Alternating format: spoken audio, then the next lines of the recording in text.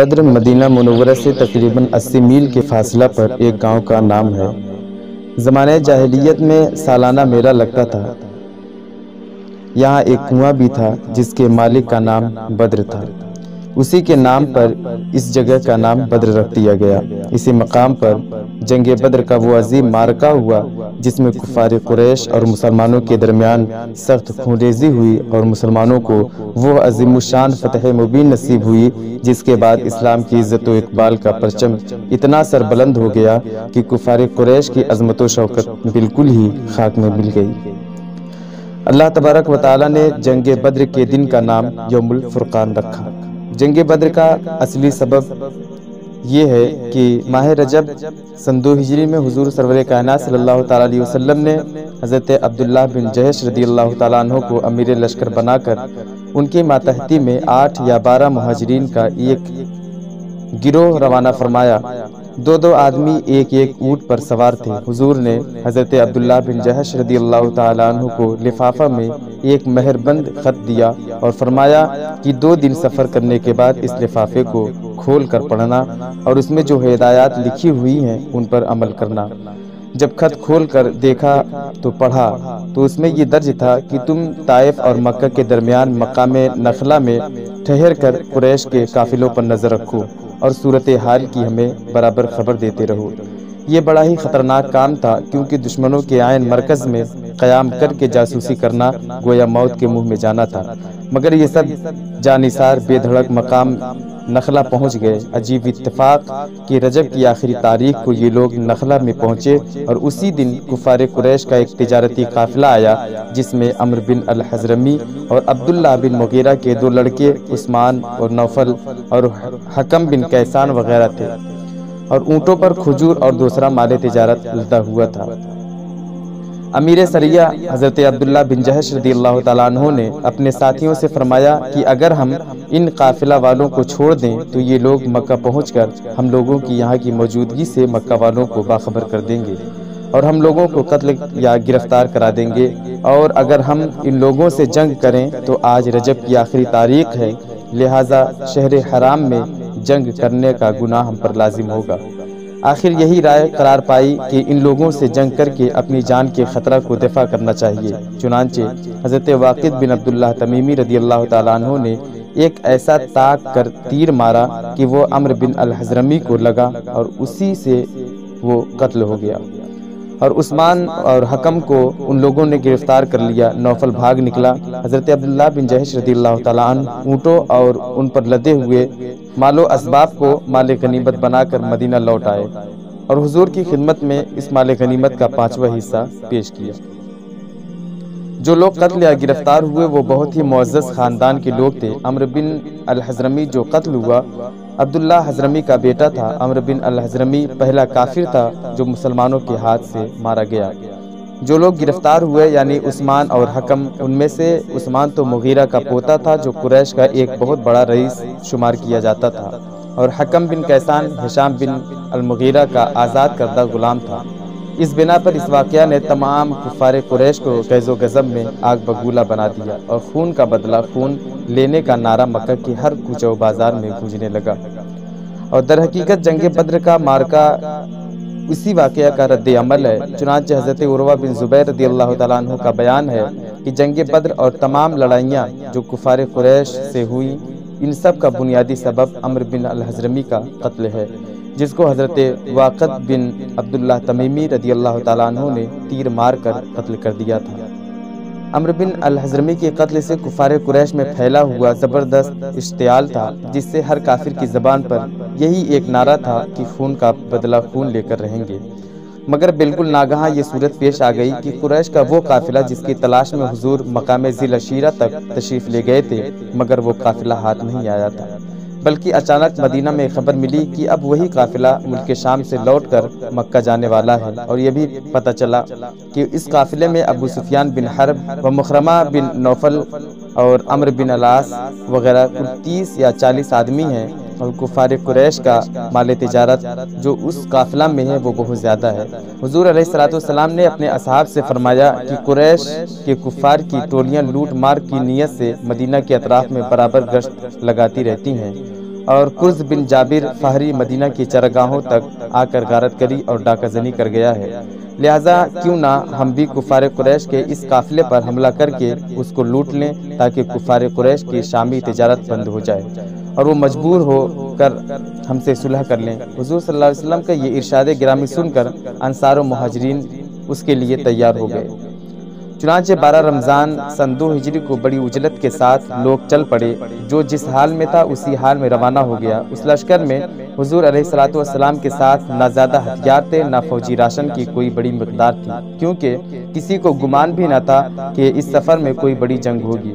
مگر جب مکہ میں یہ خبر پھیلی کہ مسلمان مسلح ہو کر قریش کا قافلہ لوٹنے کے لیے مدینہ سے چل پڑے ہیں تو مکہ میں ایک جوش پھیل گیا اور ایک دم کفار قریش کی فوج کا دل بادل مسلمانوں پر حملہ کرنے کے لیے تیار ہو گیا۔ جب حضور علیہ الصلوۃ والسلام کو اس کی اطلاع ملی تو آپ نے صحابہ کرام کو جمع فرما کر صورتحال سے آگاہ کیا اور صاف صاف فرما دیا کہ ممکن ہے کہ اس سفر میں کفار قریش کے قافلہ سے ملاقات ہو جائے اور یہ بھی ہو سکتا ہے کہ کفار مکہ کے لشکر سے جنگ کی نوبت آ جائے۔ ارشاد گرامی سن کر حضرت ابوبکر صدیق اور حضرت عمر فاروق اور دوسرے مہاجرین نے بڑے جوش و خروش کا اظہار کیا، مگر حضور انصار کا منہ دیکھ رہے تھے، کیونکہ انصار نے آپ کے دست مبارک پر بیعت کرتے وقت اس بات کا عہد کیا تھا کہ وہ اس وقت تلوار اٹھائیں گے جب کفار مدینہ پر چڑھائیں گے، اور یہاں مدینہ سے باہر نکل کر جنگ کرنے کا معاملہ تھا۔ انصار میں قبیلہ خزرج کے سردار حضرت سعد بن عبادہ رضی اللہ تعالیٰ عنہ حضور صلی اللہ علیہ وسلم کا چہرہ انور دیکھ کر بول اٹھے کہ یا رسول اللہ، کیا آپ کا اشارہ ہماری طرف ہے؟ خدا کی قسم ہم وہ جانثار ہیں کہ اگر آپ کا حکم ہو تو ہم سمندر میں کود پڑیں۔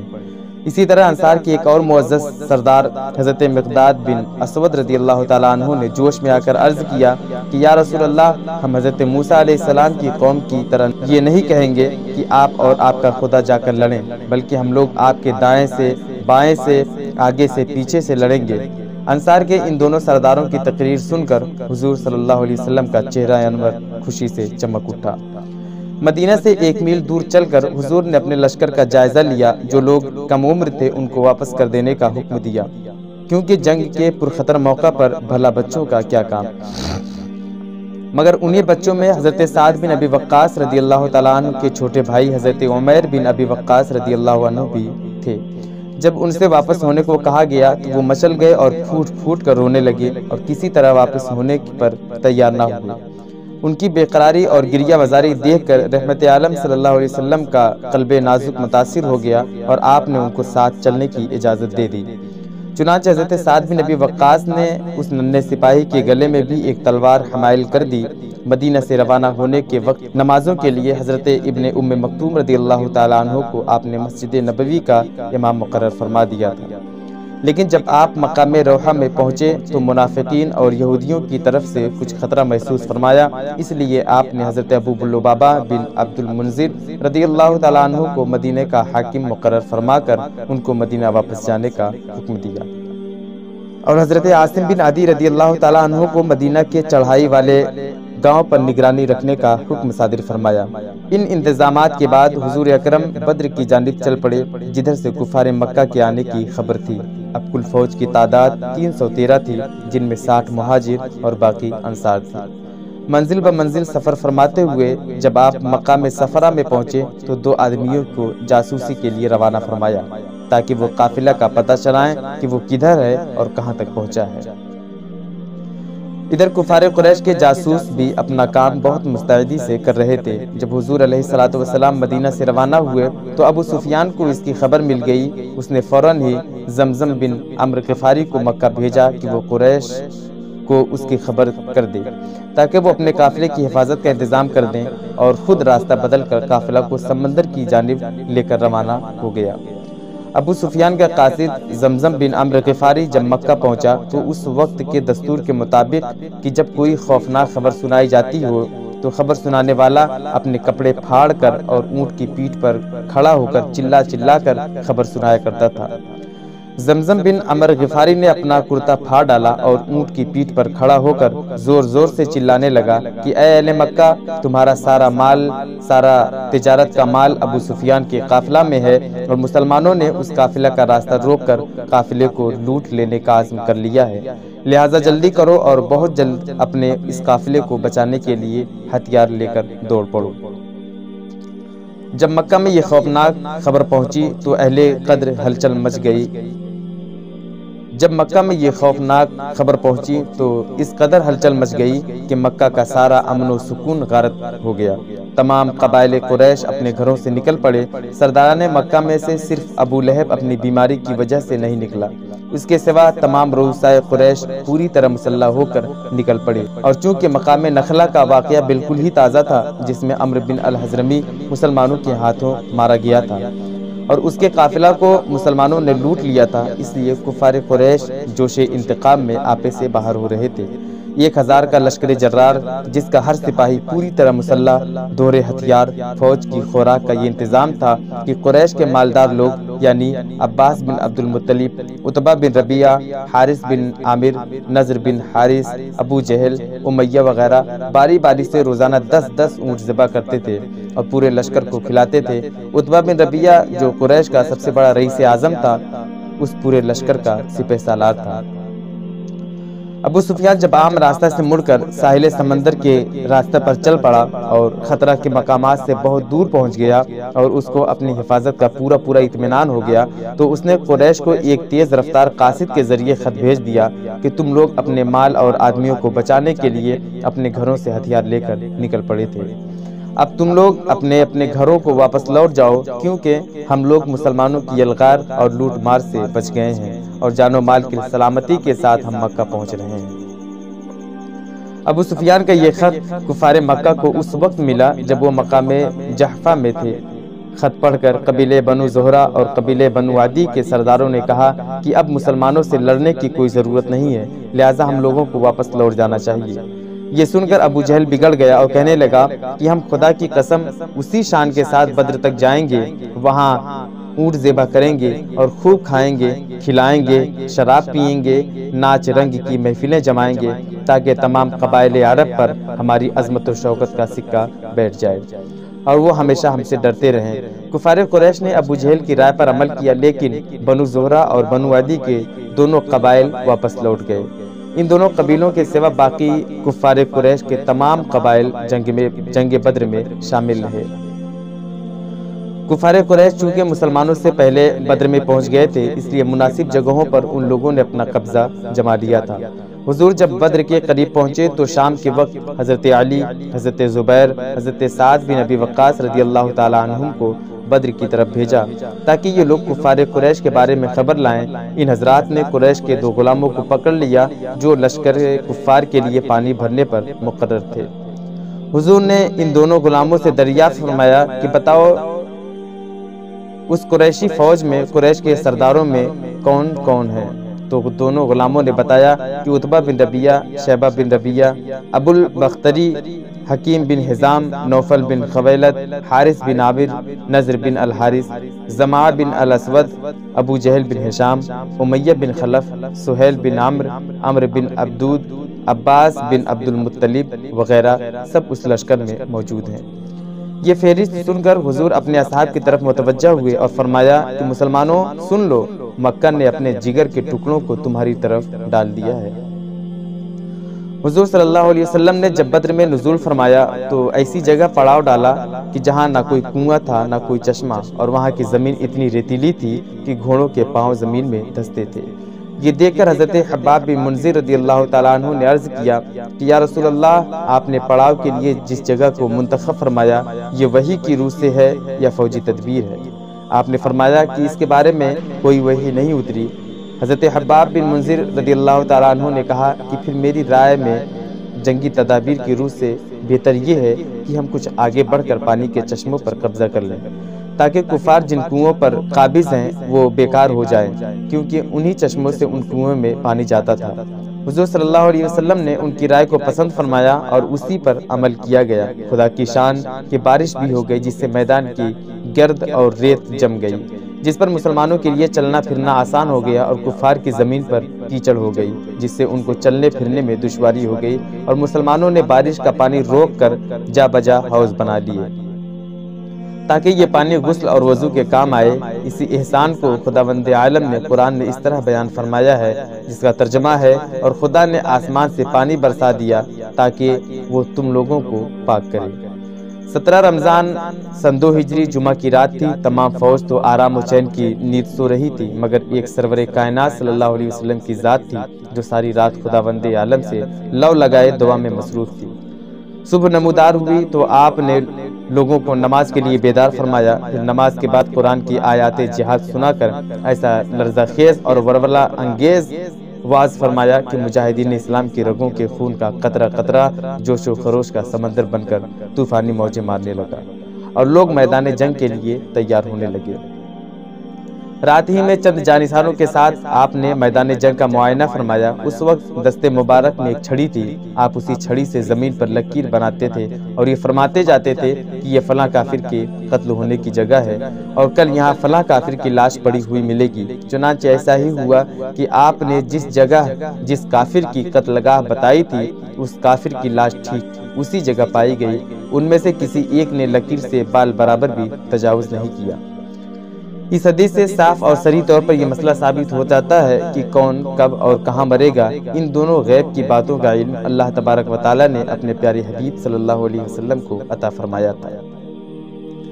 کفار قریش لڑنے کے لیے بےتاب تھے، مگر ان لوگوں میں کچھ سلجھے دل اور دماغ کے لوگ بھی تھے جو خونریزی کو پسند نہیں کرتے تھے۔ چنانچہ حکیم ابن حزام جو بعد میں مسلمان ہو گئے بہت ہی سنجیدہ اور نرم خو تھے، انہوں نے اپنے لشکر کے سپہ سالار عتبہ بن ربیعہ سے کہا کہ آخر اس خونریزی سے کیا فائدہ؟ میں آپ کو ایک نہایت ہی مخلصانہ مشورہ دیتا ہوں، وہ یہ ہے کہ قریش کا جو کچھ مطالبہ ہے وہ عمرو بن الحضرمی کا خون ہے، اور وہ آپ کا حلیف ہے، آپ اس کا خون بہا ادا کر دیجئے۔ اس طرح یہ لڑائی ٹل جائے گی، اور آج کا دن آپ کی تاریخ زندگی میں آپ کی نیکنامی کی یادگار بن جائے گا کہ آپ کے تدبیر سے ایک بہت ہی خوفناک اور خونریز لڑائی ٹل گئی۔ عتبہ بذات خود بہت ہی مدبر اور نیک نفس آدمی تھا، اس نے بخوشی اس مخلصانہ مشورہ کو قبول کر لیا، مگر اس معاملے میں ابو جہل کی منظوری بھی ضروری تھی۔ چنانچہ حکیم بن حزام جب عتبہ بن ربیعہ کا یہ پیغام لے کر ابو جہل کے پاس گئے تو ابو جہل کی رگِ جہالت بھڑک اٹھی، اور اس نے ایک خون کھولا دینے والا تانا مارا اور کہا کہ ہاں ہاں، میں خوب سمجھتا ہوں کہ عتبہ کی ہمت نے جواب دے دیا، چونکہ اس کا بیٹا حذیفہ مسلمان ہو کر اسلامی لشکر کے ساتھ آیا ہے، اس لیے وہ جنگ سے جی چراتا ہے تاکہ اس کے بیٹے پر آنچ نہ آئے۔ پھر ابو جہل نے اسی پر بس نہیں کیا، بلکہ عمرو بن الحضرمی مقتول کے بھائی عامر بن الحضرمی کو بلا کر کہا کہ دیکھو، تمہارے مقتول بھائی عمرو بن الحضرمی کے خون کا بدلہ لینے کی ساری اسکیم تہس نہس ہو جا رہی ہے، کیونکہ ہمارے لشکر کا سپہ سالار بزدلی ظاہر کر رہا ہے۔ یہ سنتے ہی عامر بن الحضرمی نے عرب کے دستور کے مطابق اپنے کپڑے پھاڑ ڈالے اور اپنے سر پر دھول ڈالتے ہوئے وا عمرہ کا نعرہ مارنا شروع کر دیا۔ اس کارروائی نے کفار قریش کی تمام فوج میں آگ لگا دی، اور سارا لشکر خون کا بدلہ خون کے نعروں سے گونجنے لگا، اور ہر سپاہی جوش میں آپے سے باہر ہو کر جنگ کے لیے بے تاب و بے قرار ہو گیا۔ عتبہ نے جب ابو جہل کا تانا سنا تو وہ بھی غصہ میں بھر گیا اور کہا کہ ابو جہل سے کہہ دو کہ میدان جنگ بتائے گا کہ بزدل کون ہے۔ یہ کہہ کر لوہے کی ٹوپی طلب کی، مگر اس کا سر اتنا بڑا تھا کہ کوئی ٹوپی اس کے سر پر ٹھیک نہیں بیٹھی، تو مجبوراً اس نے اپنے سر پر کپڑا لپیٹا اور ہتھیار پہن کر جنگ کے لیے تیار ہو گیا۔ 17 رمضان سن 2 ہجری جمعہ کے دن حضور صلی اللہ علیہ وسلم نے مجاہدین اسلام کو صف بندی کا حکم دیا۔ دست مبارک میں ایک چھڑی تھی جس کے اشارہ سے آپ صلی اللہ علیہ وسلم صفیں درست فرما رہے تھے کہ کوئی شخص آگے پیچھے نہ رہنے پائے، اور یہ بھی حکم فرما دیا کہ بجز ذکر الہی کے کوئی شخص کسی قسم کا کوئی شور و غل نہ مچائے۔ عین ایسے وقت میں کہ جنگ کا نقارہ بجنے والا ہی ہے، دو ایسے واقعات درپیش ہو گئے جو نہایت ہی عبرت خیز اور بہت زیادہ نصیحت آموز ہیں۔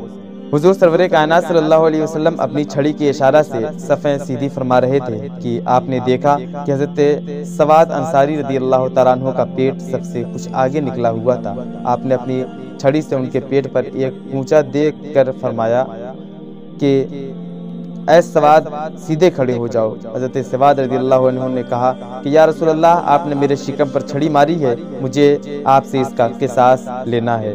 یہ سن کر آپ صلی اللہ علیہ وسلم نے اپنا پیرہن شریف اٹھا کر فرمایا اے سواد لو میرا شکم حاضر ہے، تم اس پر چھڑی مار کر مجھ سے اپنا قصاص لے لو۔ حضرت سواد رضی اللہ تعالیٰ عنہ نے دوڑ کر آپ کے شکم مبارک کو چوم لیا اور پھر نہایت ہی والہانہ انداز میں انتہائی گرم جوشی کے ساتھ آپ کے جسم اقدس سے لپٹ گئے۔ آپ نے ارشاد فرمایا کہ اے سواد تم نے ایسا کیوں کیا؟ عرض کیا کہ یا رسول اللہ میں اس وقت جنگ کی صف میں اپنا سر ہتھیلی پر رکھ کر کھڑا ہوں، شاید موت کا وقت آ گیا ہو۔ اس وقت میرے دل میں ایک تمنا نے جوش مارا کہ کاش مرتے وقت میرا بدن آپ کے جسم اطہر سے چھو جائے۔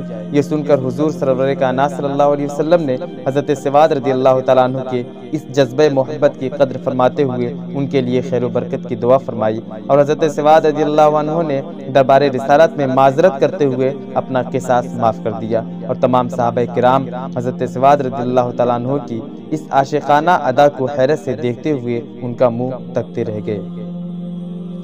اتفاق سے حضرت حذیفہ بن الیمان اور حضرت حسیر رضی اللہ تعالیٰ عنہ یہ دونوں صحابی کہیں سے آ رہے تھے۔ راستہ میں کفار نے ان دونوں کو روکا کہ تم دونوں بدر کے میدان میں حضرت محمد صلی اللہ علیہ وسلم کی مدد کرنے کے لیے جا رہے ہو۔ ان دونوں نے انکار کیا اور جنگ میں شریک نہ ہونے کا عہد کیا، چنانچہ کفار نے ان دونوں کو چھوڑ دیا۔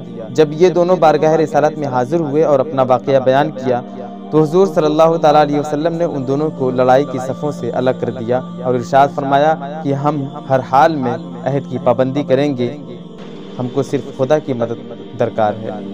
دنیا جانتی ہے کہ جنگ کے موقع پر خصوصاً ایسی صورت میں جبکہ دشمنوں کے عظیم الشان لشکر کا مقابلہ ہو، ایک ایک سپاہی کتنا قیمتی ہوتا ہے، مگر تاجدار دو عالم صلی اللہ علیہ وسلم نے اپنی کمزور فوج کو دو بہادر اور جانباز مجاہدوں سے محروم رکھنا پسند فرمایا، مگر کوئی مسلمان کسی کافر سے بدعہدی اور وعدہ خلافی کرے اس کو گوارا نہیں فرمایا۔ اللہ اکبر۔ اے اقوام عالم کے بادشاہو، للہ مجھے بتاؤ کہ کیا تمہاری تاریخ زندگی کے بڑے بڑے دفتروں میں کوئی ایسا چمکتا ہوا ورق بھی ہے؟ اے چاند و سورج کی دوربین نگاہو، تم خدا کے لیے بتاؤ کیا تمہاری آنکھوں نے بھی کبھی صفحہ ہستی پر پابندی عہد کی کوئی ایسی مثال دیکھی ہے؟ خدا کی قسم مجھے یقین ہے کہ تم اس کے جواب میں نہیں کے سوا کچھ بھی نہیں کہہ سکتے۔ اب وہ وقت ہے کہ میدان بدر میں حق و باطل کی دونوں صفیں ایک دوسرے کے سامنے کھڑی ہیں۔ قرآن اعلان کر رہا ہے جو لوگ باہم لڑیں ان میں تمہارے لیے عبرت کا نشان ہے، یہ خدا کی راہ میں لڑ رہا تھا اور دوسرا منکر خدا کے۔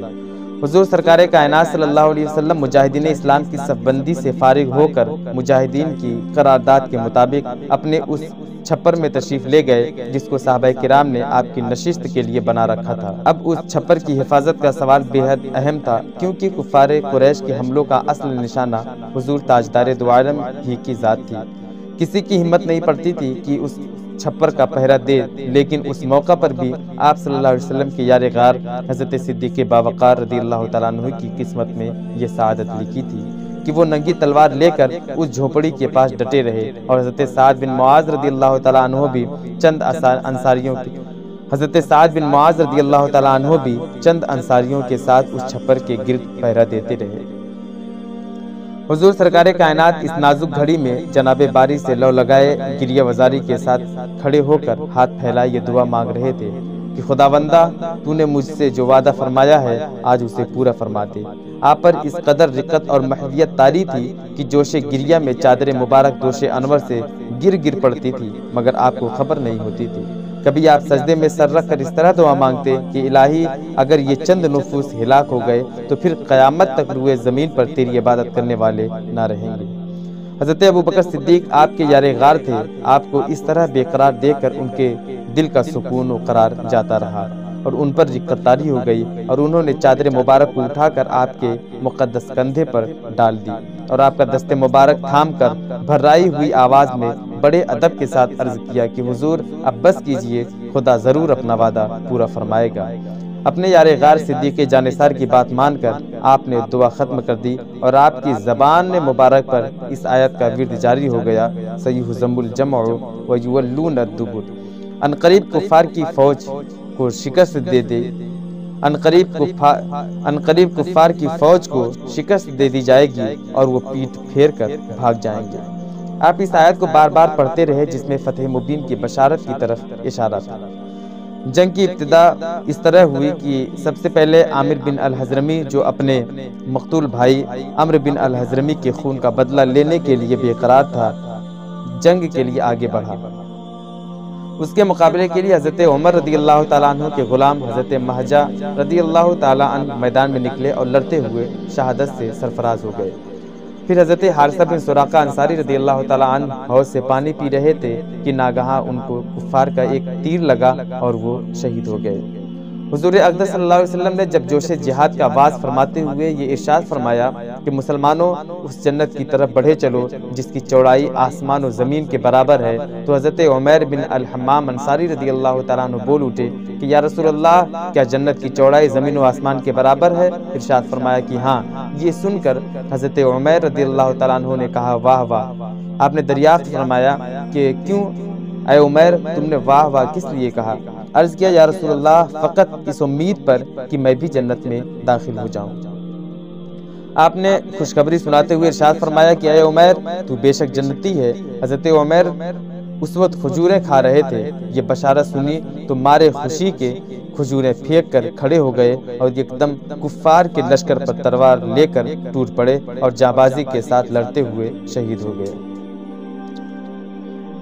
کفار کا سپہ سالار عتبہ بن ربیعہ اپنے سینے پر شتر مرغ کا پر لگائے ہوئے اپنے بھائی شیبہ بن ربیعہ اور اپنے بیٹے ولید بن عتبہ کو ساتھ لے کر غصہ میں بھرا ہوا اپنی صف سے نکل کر مقابلہ کی دعوت دینے لگا۔ اسلامی صفوں میں سے حضرت عوف اور حضرت معاذ اور حضرت عبداللہ بن رواحہ رضی اللہ تعالیٰ عنہ مقابلہ کو نکلے۔ عتبہ نے ان لوگوں کا نام و نسب پوچھا۔ جب معلوم ہوا کہ یہ لوگ انصاری ہیں تو عتبہ نے کہا کہ ہم کو تم لوگوں سے کوئی غرض نہیں۔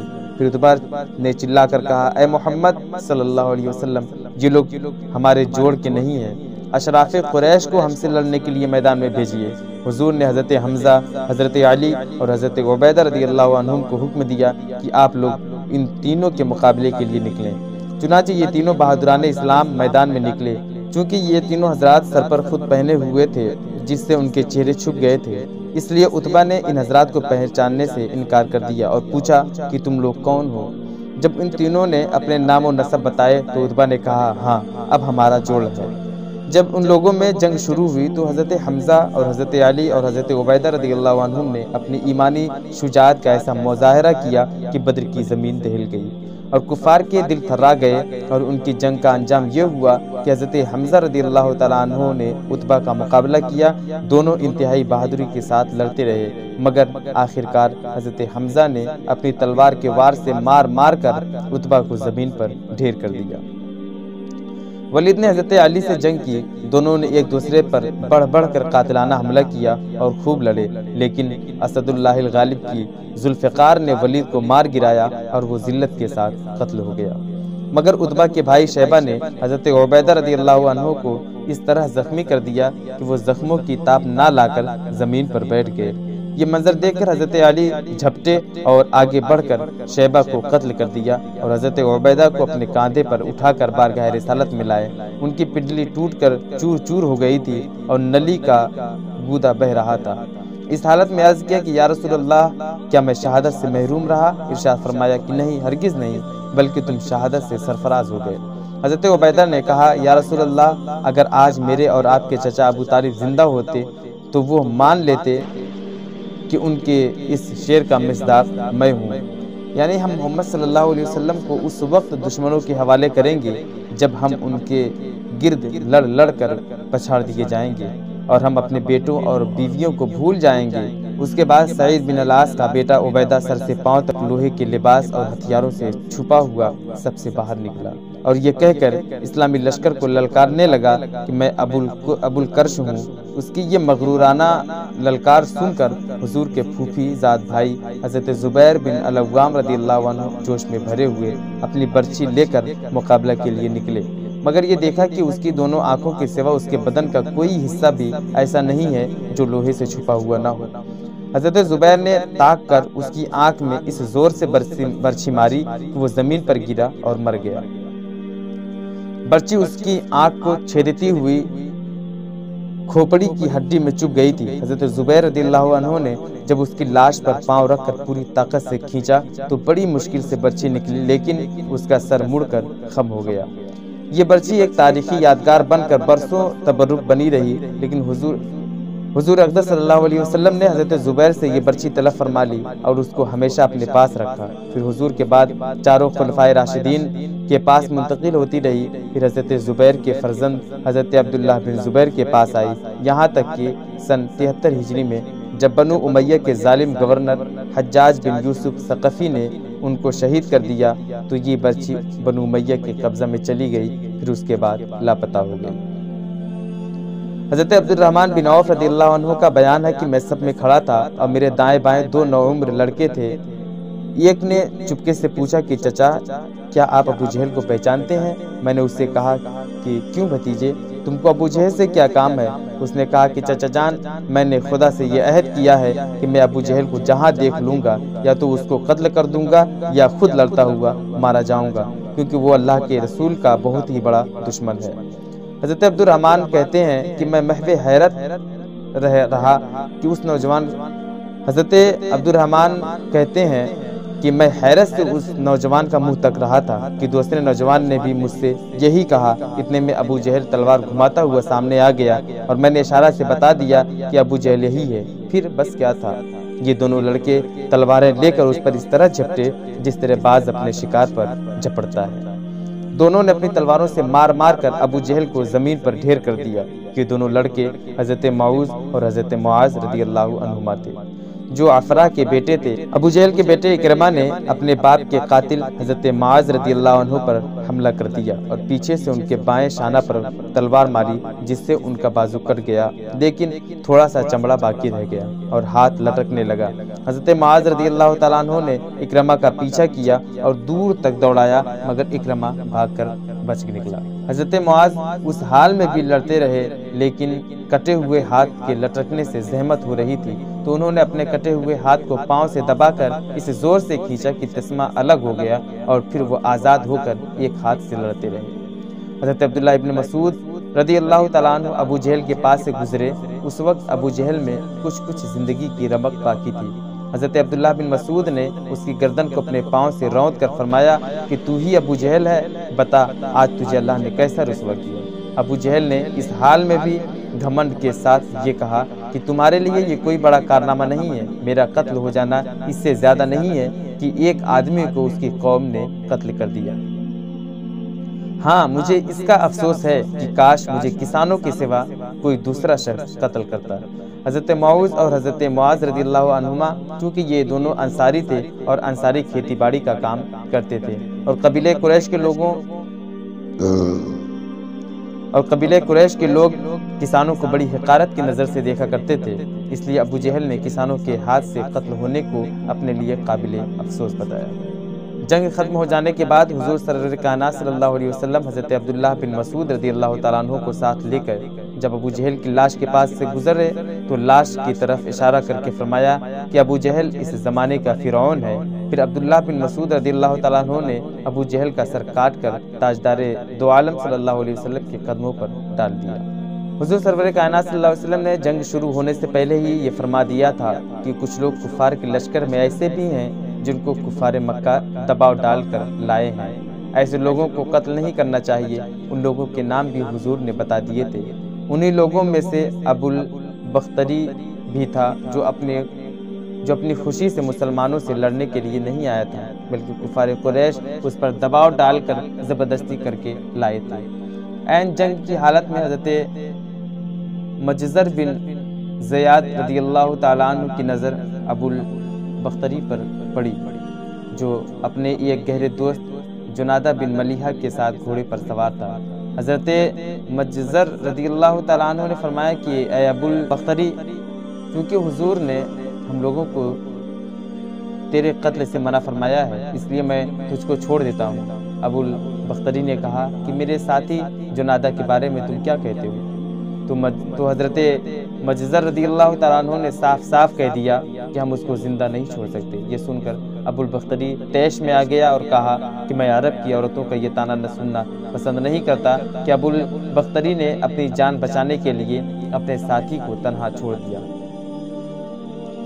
یہ کہہ کر ابو البختری نے ایک رجس کا شعر پڑھا جس کا ترجمہ ہے کہ ایک شریف زادہ اپنے ساتھی کو کبھی ہرگز نہیں چھوڑ سکتا جب تک کہ مر نہ جائے یا اپنا راستہ نہ دیکھ لے۔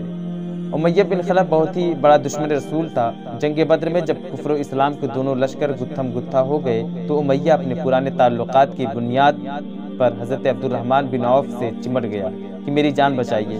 حضرت عبد الرحمن بن عوف رضی اللہ تعالیٰ عنہ کو رحم آ گیا اور آپ نے چاہا کہ امیہ بچ کر نکل بھاگے، مگر حضرت بلال رضی اللہ تعالیٰ عنہ نے امیہ کو دیکھ لیا۔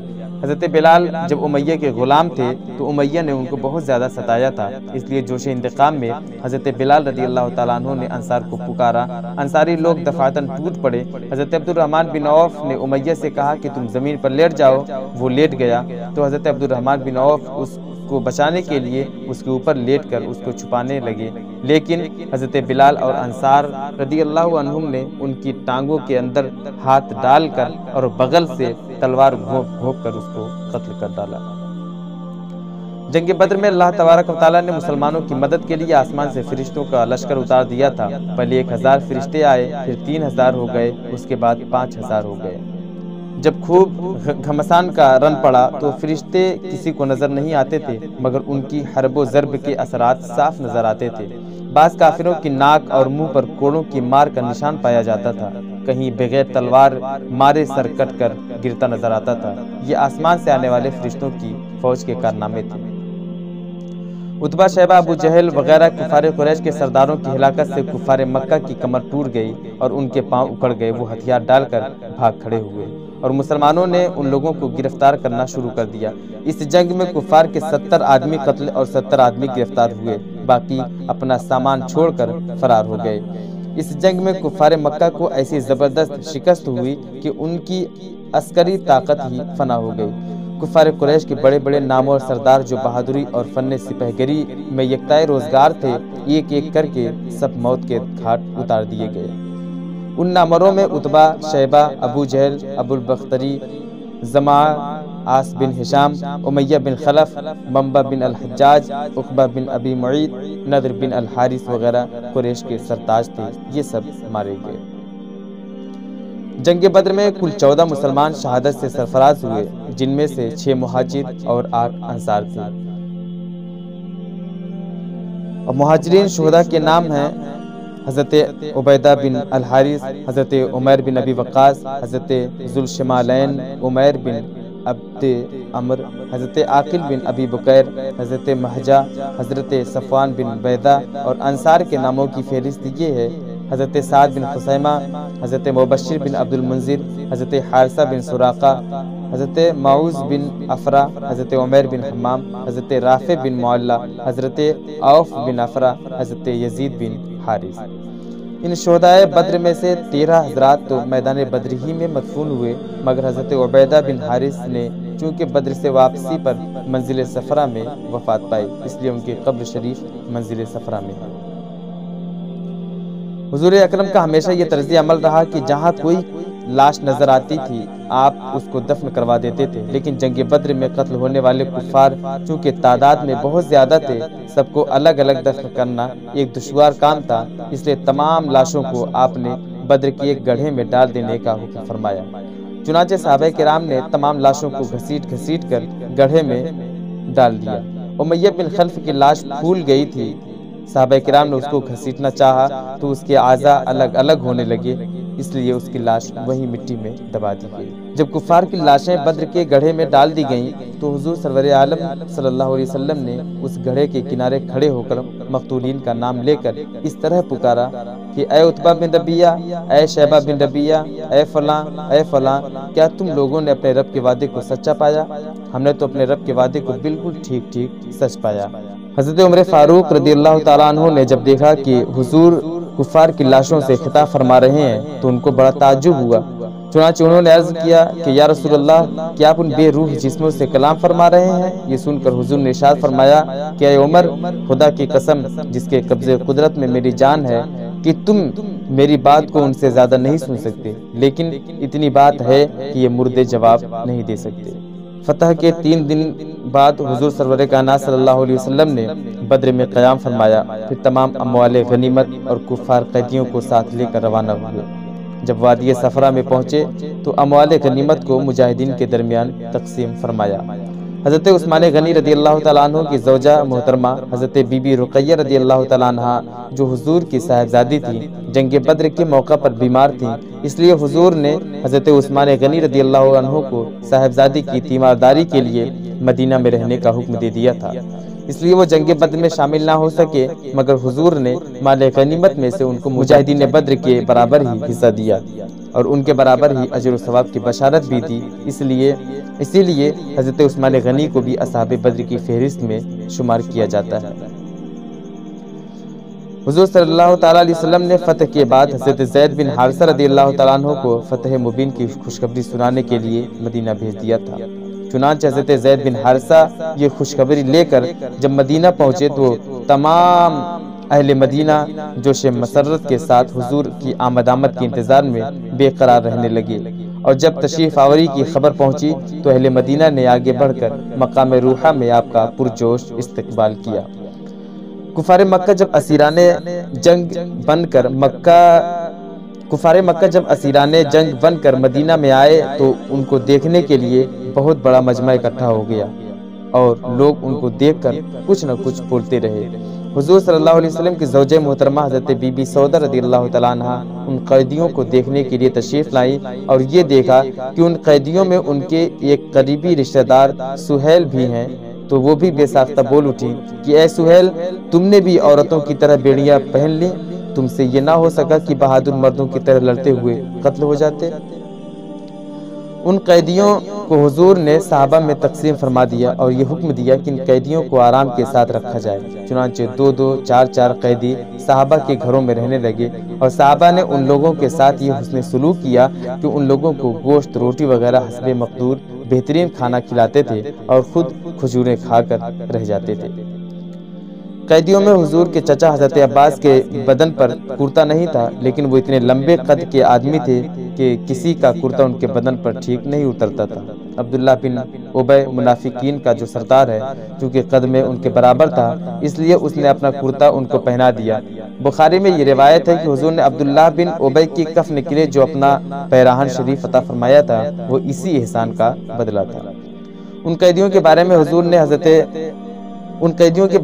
نے حضرات صحابہ کرام سے مشورہ فرمایا کہ ان کے ساتھ کیا معاملہ کیا جائے۔ حضرت عمر نے یہ رائے دی کہ ان سب دشمنان اسلام کو قتل کر دینا چاہیے اور ہم میں سے ہر شخص اپنے اپنے قریبی رشتہ دار کو اپنی تلوار سے قتل کرے، مگر حضرت ابوبکر صدیق نے یہ مشورہ دیا کہ آخر یہ سب لوگ اپنے عزیز و اقارب ہی ہیں، لہٰذا انہیں قتل نہ کیا جائے، بلکہ ان لوگوں سے بطور فدیہ کچھ رقم لے کر ان سب کو رہا کر دیا جائے۔ اس وقت مسلمانوں کی مالی حالات بہت کمزور ہیں، فدیہ کی رقم سے مسلمانوں کی مالی امداد کا سامان بھی ہو جائے گا، اور شاید آئندہ اللہ تعالیٰ ان کو اسلام کی توفیق نصیب فرمائے۔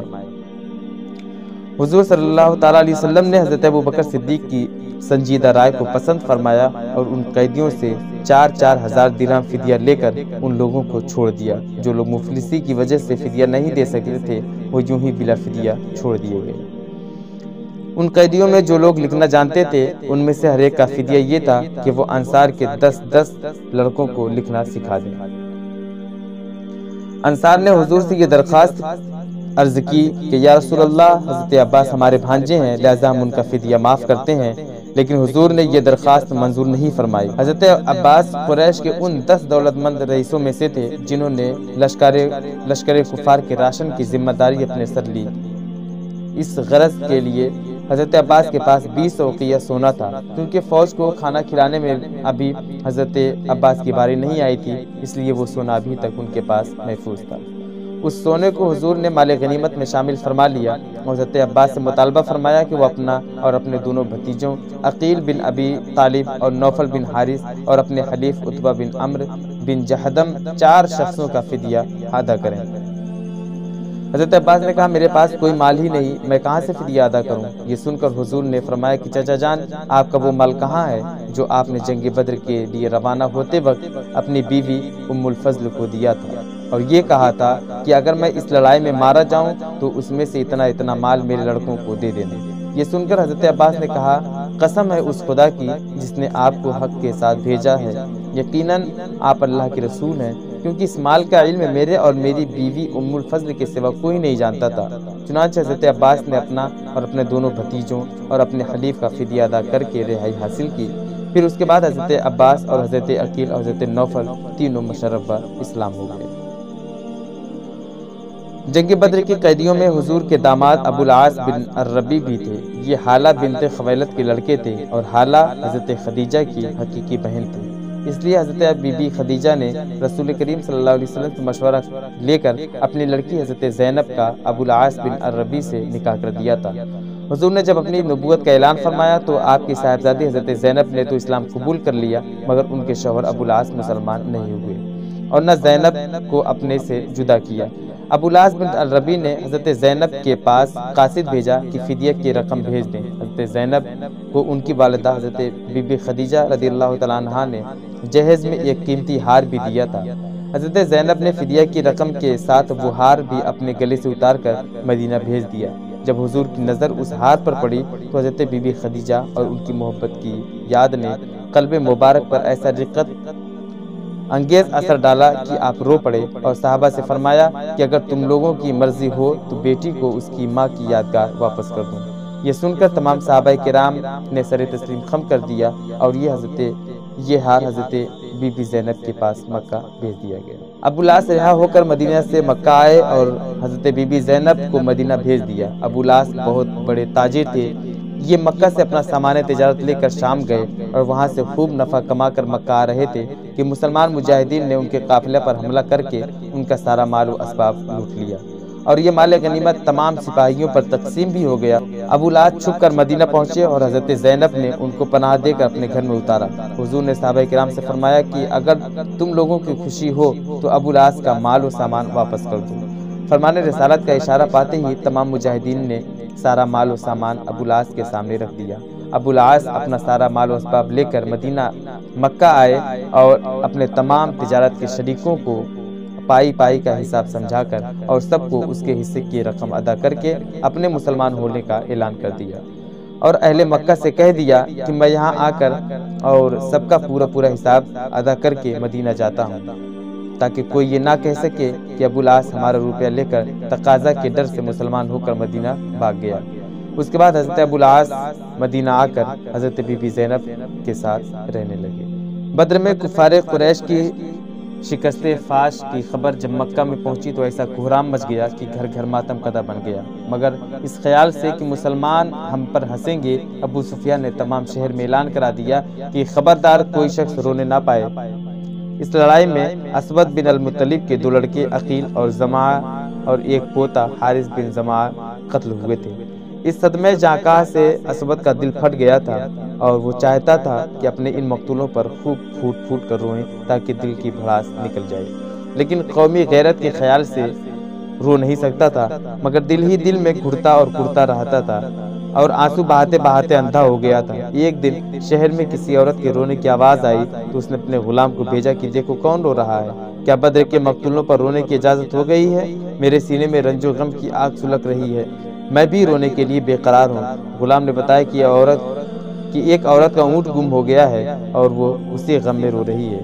اسود شاعر تھا، یہ سن کر بے اختیار اس کی زبان سے یہ دردناک اشعار نکل پڑے جس کے معنی یہ ہیں، کیا وہ عورت ایک اونٹ کے گم ہو جانے پر رو رہی ہے اور بے خوابی نے اس کے نیند کو روک دیا ہے؟ تو وہ ایک اونٹ پر نہ روئے لیکن بدر پر روئے جہاں قسمتوں نے کوتاہی کی ہے۔ اگر تجھ کو رونا ہے تو عقیل پر رویا کرو اور حارث پر رویا کر جو شیروں کا شیر تھا، اور ان سب پر رویا کر مگر ان سبوں کا نام مت لے۔ ایک دن عمیر اور صفوان دونوں حتیم کعبہ میں بیٹھے ہوئے مقتولین بدر پر آنسو بہا رہے تھے۔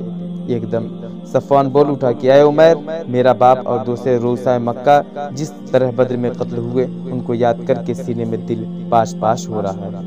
اور اب زندگی میں کوئی مزہ باقی نہیں رہ گیا۔ عمیر نے کہا کہ اے صفوان، تم سچ کہتے ہو، میرے سینے میں بھی انتقام کی آگ بھڑک رہی ہے۔ میرے اعزاء و اقربا بھی بدر میں بے دردی کے ساتھ قتل کیے گئے ہیں، اور میرا بیٹا مسلمانوں کی قید میں ہے۔ خدا کی قسم، اگر میں قرضدار نہ ہوتا اور بال بچوں کی فکر سے دوچار نہ ہوتا تو ابھی میں تیز رفتار گھوڑے پر سوار ہو کر مدینہ جاتا اور دم زدر میں دھوکہ سے محمد صلی اللہ علیہ وسلم کو قتل کر کے فرار ہو جاتا۔ یہ سن کر صفوان نے کہا کہ اے عمیر، تم اپنے قرض اور بچوں کی ذرا بھی فکر نہ کرو۔ میں خدا کے گھر میں عہد کرتا ہوں کہ تمہارا سارا قرض ادا کر دوں گا، اور میں تمہارے بچوں کی پرورش کا بھی ذمہ دار ہوں۔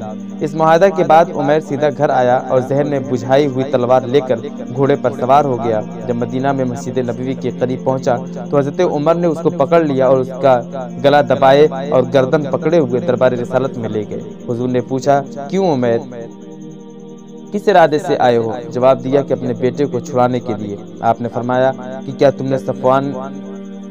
تم نے اور صفوان نے حتیم میں کعبہ میں بیٹھ کر میرے قتل کی سازش نہیں کی ہے؟ عمیر یہ راز کی بات سن کر سناٹے میں آ گیا اور کہا کہ میں گواہی دیتا ہوں کہ بے شک آپ اللہ کے رسول ہیں، کیونکہ خدا کی قسم میرے اور صفوان کے سوا اس راز کی کسی کو بھی خبر نہ تھی۔ ادھر مکہ میں صفوان حضور کے قتل کی خبر سننے کے لیے انتہائی بے قرار تھا اور دن گن کر عمیر کے آنے کا انتظار کر رہا تھا، مگر جب اس نے ناگہاں یہ سنا کہ عمیر مسلمان ہو گیا تو فرط حیرت سے اس کے پاؤں کے نیچے سے زمین نکل گئی اور وہ بوکھلا گیا۔ حضرت عمیر مسلمان ہو کر مکہ آئے اور جس طرح وہ پہلے مسلمان کے خون کے پیاسے تھے، اب وہ کافروں کی جان کے دشمن بن گئے اور انتہائی بے خوفی اور بہادری کے ساتھ مکہ میں اسلام کی تبلیغ کرنے لگے، یہاں تک کہ ان کی دعوت اسلام سے بڑے بڑے کافروں کے اندھیرے دلوں میں نور ایمان کی روشنی سے اجالا ہو گیا، اور یہی عمیر اب صحابی رسول حضرت عمیر رضی اللہ عنہ کہلانے لگے۔ جو صحابہ کرام جنگ بدر کے جہاد میں شریک ہو گئے، وہ تمام صحابہ میں ایک خصوصی شرف کے ساتھ ممتاز ہیں، اور ان خوش نصیبوں کے فضائل میں ایک بہت ہی عظیم الشان فضیلت ہے کہ ان سعادت مندوں کے بارے میں حضور اکرم نے ارشاد فرمایا، بے شک اللہ تعالیٰ اہل بدر سے واقف ہے، اور اس نے یہ فرما دیا کہ تم اب جو عمل چاہو کرو، بے شک تمہارے لیے جنت واجب ہو چکی ہے۔ یہ فرمایا کہ میں نے تمہیں بخش دیا۔